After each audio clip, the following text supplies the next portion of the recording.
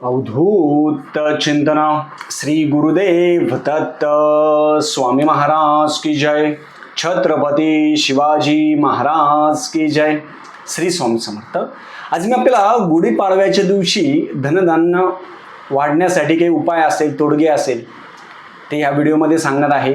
आपल्याला कोणतीही वस्तू विकत आणायची नाही, लक्षात ठेवा. नाही तर खूप जण तोडगे इथे तोडगे विकत भेटतात किंवा धनधान्य आपण जे काही असेल तोडगा करणार असेल आपण विकत आणायचा, विकत नाही आणायचा. आपल्या घरच्या घरी गुढीपाडव्याच्या दिवशी आपल्या घरच्या घरी आपलं धनधान्य समृद्धीसाठी जो तोडगा आहे तो घरच्या घरी आपण करावा, त्याच्यावर सेवा करायची. नाही तर विकत आणायचा आणि लावायचा, त्याचा उपयोग नाही, हे लक्षात ठेवा.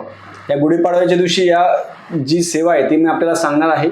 आपण चॅनलवर पहिल्यांदा आला असेल तर अवश्य सबस्क्राईब करा, म्हणजे येणारे नवीन व्हिडिओ श्री स्वामी समर्थ महाराजांचं गुरुचेत्राची आणि नवनाथ पारायणाबद्दल माहिती भेटेल. खूप जण पाडव्याच्या दिवशी हा तोडगा करत असतात. साधा आणि सोपा तोडगा आहे, पण काय होतं, खूप जण काय होतं रेडीमेड करतात. रेडीमेडमध्ये तेवढी एनर्जी नसते, लक्षात ठेवा. जे आपण करणार आहे ते आपण आपल्या घरच्या घरी करायचं आणि आपल्या घरामध्ये जे साहित्य आहे त्याच्यामध्येच आपण सगळ्या गोष्टी कराव्या. आपल्याला थोडे कष्ट आपल्या स्वतःला पाहिजे, सगळं रेडीमेड नको. राईस प्लेट म्हणजे बाहेरून आणायचं आणि लावायचं, त्याला अर्थ नाहीये. मग सगळ्यात पहिले आपल्या घराच्या संरक्षणासाठी कोणता तोडगा आहे? घराच्या संरक्षणासाठी आपण काय करायचं, गुढीपाडव्याच्या दिवशी 19 तारखेला वडाचं झाड कुठेही बघा, आपल्या आजूबाजू कुठेही वडाचं झाड असेल, वडाचं झाडाचं एक छोटी काडी खाली पडलेली असेल तरी चालतं, तोडू नका. खूप जण काय करणार, तोडायला जाणार. मग वडाची काडी, त्याची मुळी भेटणं खूप मुश्किल आहे. मुळी नाही भेटली, वडाचं झाड असेल त्याची काडी असते छोटी, ती झाडाखाली पडलेली असेल ती पण चालेल. ती वडाची छोटी काडी ती आणावी. आणि रंगारी हिरडा हा कोणत्याही आयुर्वेदिकच्या दुकानामध्ये आपल्याला भेटेल. काय आणायचं आपल्याला, वडाची काडी, वडाचं झाड असेल, कुठेही वडाचं झाड असेल, खाली पडलेली काडी आणा छोटी. आणि रंगारी हिरडा, ते घरी आणल्यानंतर रंगारी हिरडा आणायचा छोटा. रंगारी हिरड्या 2 जरी आणलं खूप झालं. वडाची काडी, एक रंगारी हिरडा, ते घरी आणावं. वडाची जी काडी आहे किंवा मुळी आहे, तुम्हाला मुळी भेटली तर मुळी, काडी भेटली तर काडी, छोटी भेटली तरी चालेल. रंगारी हिरडा कोणत्याही आयुर्वेदिक दुकानामध्ये भेटून जाईल तुम्हाला. रंगारी हिरडा द्या म्हणायचं, ते देऊन टाकतील आपल्याला. ते घरी आणल्यानंतर स्वच्छ धुवून घ्यायचं. स्वच्छ धुवून घेतल्यानंतर पाटावर ठेवायचं. लाल कपडा ठेवायचा, लाल कपड्यामध्ये ठेवायचं पाटावर. त्यांना गंधाक्षता फुल लावायचं. ओम वनस्पते नमः, ओम वनस्पते नमः, ओम वनस्पते नमः या मंत्राचा जप करायचा. विकत आणायचं तर या 2च गोष्टी आणायच्या तुम्हाला विकत, पण स्वतः घरी आल्यानंतर स्वच्छ धुवून घ्यायचं आणि ओम वनस्पते नमः असं म्हणायचं. त्याचा एक माळ जप घ्या किंवा 10 मिनिटं जप घ्या. नंतर श्री स्वामी समर्थ महाराजांचा जप करायचा.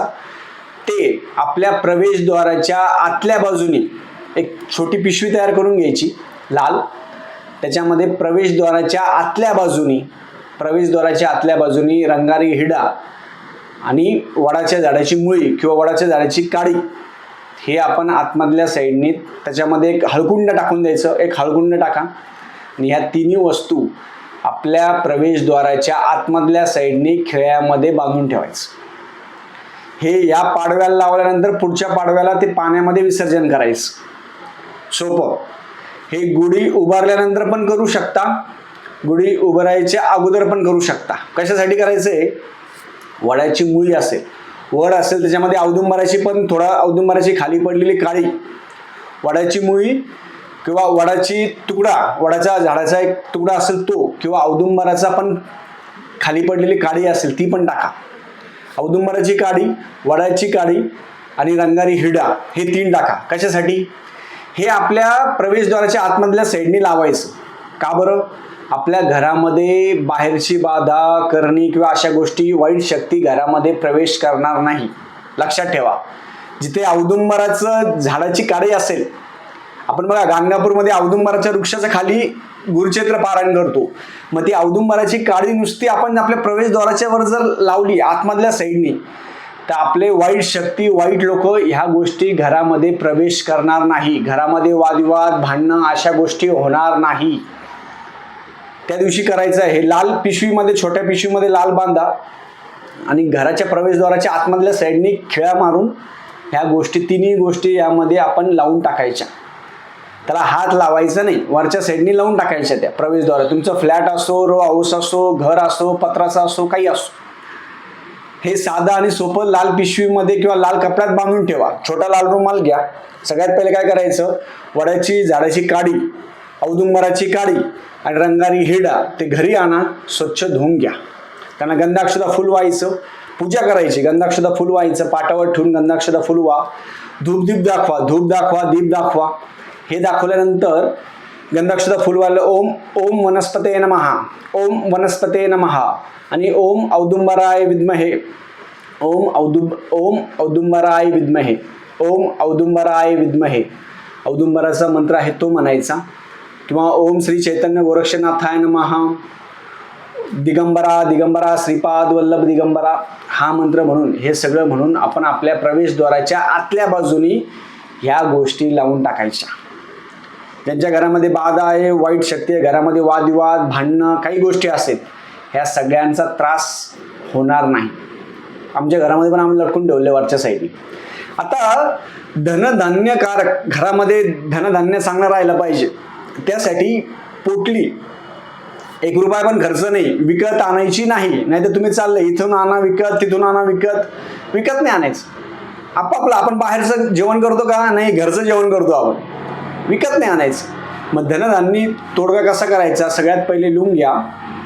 छोटा पिवळा कापड घ्यायचा, पिवळा कापड घ्या छोटा.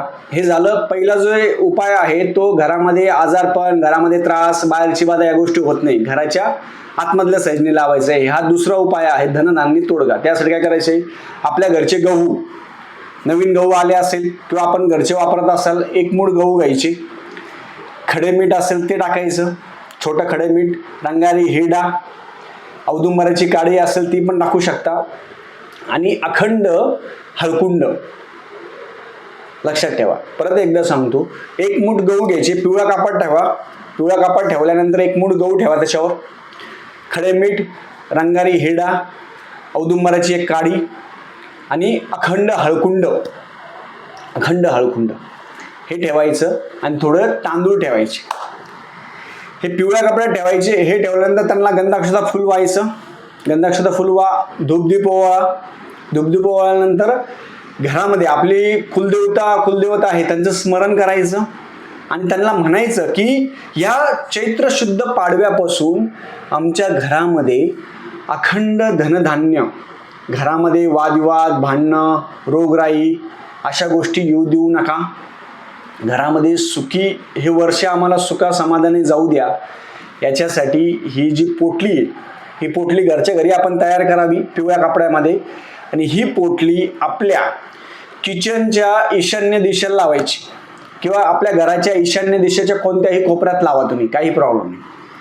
ईशान्य दिशेच्या कोणत्याही कोपऱ्याला ही पोटली लावायची. पहिली पोटली लावली असेल ती विसर्जन करा.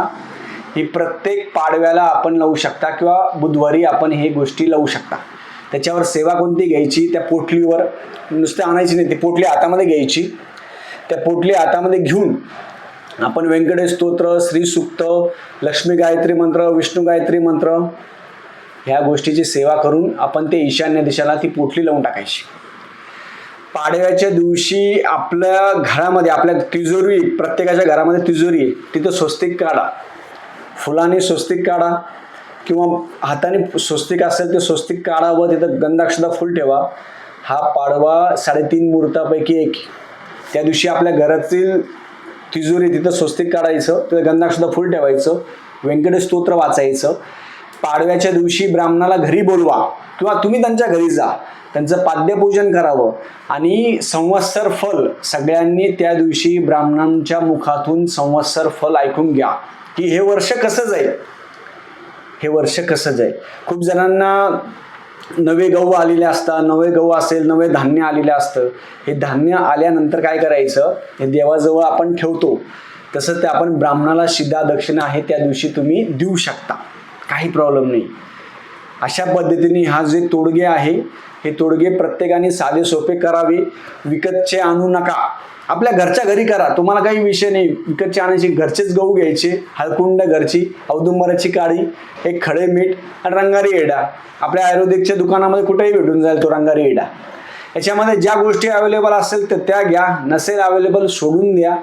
जेवढं जमेल तेवढं करा. पण आपल्या देवघर, आपल्या वास्तू, आपलं आपण एंट्री करतो ना, त्याच्या आतमधून रंगारी हिडा असेल, वडाची काडी असेल आणि औदुंबराची काडी, हे प्रत्येकाने बघा. ते धुवायचे स्वच्छ करून आणि तेवढ्याच गोष्टी आपण लावायच्या. तुम्ही म्हणणार ते तांब्याचं लावायचं काही आवश्यकता नाही आहे, खर्चामध्ये जाऊ नका. मी अशाच गोष्टी लावतो, साध्या आणि सोप्या, खर्चिक नाही, 1 रुपया पण खर्च नाही. अशा पद्धतीने तुम्ही सगळ्यांनी करावं. याच्याने काय होतं, आपल्या घरामध्ये आजारपण असेल, रोगराई असेल होत नाही. बाधा, आता ज्या घरामध्ये औदुंबराची काडी जर वरच्या साईडला लावली असेल, आतमधल्या साईडने लावली असेल, हात तोडगा ज्यांनी केला लाल कपड्यामध्ये, त्या घरामध्ये बाधित व्यक्ती एंट्री पण करू शकत नाही, नाही करू शकत. औदुंबरामध्ये स्वतः दत्त महाराज असतात, त्या काडीमध्ये एवढी शक्ती आहे, सोपं नाही ते. म्हणून त्या घरामध्ये वाईट शक्ती एंट्रीच करू शकत नाही. त्या घरामध्ये बाधा असेल, वाईट शक्ती असेल, ह्या गोष्टी आतमध्ये येणार नाही. म्हणून तुमचं घर छोटं असो, मोठं असो, फ्लॅट असो, काही असो, ह्या गोष्टीमुळे काय होतं ना, आतमधल्या बाजूने खिळ्यावर लावून आतमध्ये ठेवायचं, वरच्या बाजूने लावा, त्याला हात लावायचा नाही. त्याच्यावर तुम्ही कालभैरवाष्टक घेऊ शकता, नवार्ण मंत्र घेऊ शकता, कालभैरवाष्टक घ्या, परत नवनाथ महाराजांचा मंत्र घ्या. ही सेवा करून, ते तोडगा येतो, ती सेवा करून आपल्या घरावर आपण लावून घराच्या आतमध्ये आपण जो प्रवेशद्वार आहे त्याच्या आतमच्या वरच्या साईडला आपण खिळा मारून तिथे लावून टाकू शकता. काहीच प्रॉब्लेम नाही, त्याला हात लावायचा नाही, काही नाही. याच्याने काय होतं, घरामध्ये वादविवाद, भांडणं या गोष्टी होत नाही, आजारपणा जास्त गोष्टी होत नाही आणि वाईट शक्ती आणि वाईट व्यक्ती आपल्या घरामध्ये प्रवेश करू शकत नाही. जरी तो आला तर त्या व्यक्तीला त्रास होईल. खूप आहे. आता माझ्याकडे संध्याकाळच्या वेळेस खूप जण येत असतात प्रश्न उत्तरासाठी, खूप जण घरी येत असतात, तर मी हे माझ्या घराच्या प्रवेशद्वाराच्या वरती लावलेलं आहे. कोणाला बाधा असेल, काय असेल, तो व्यक्ती घरातच येत नाही. काल पण असा व्यक्ती घरात आलाच नाही, तो नाही, त्यांना त्रास होतो. ही दत्त महाराजांची किमी आहे. पण तो व्यक्ती, मी म्हटलं कसं काय आत नाही येतो, तो व्यक्ती आताच येत नव्हता.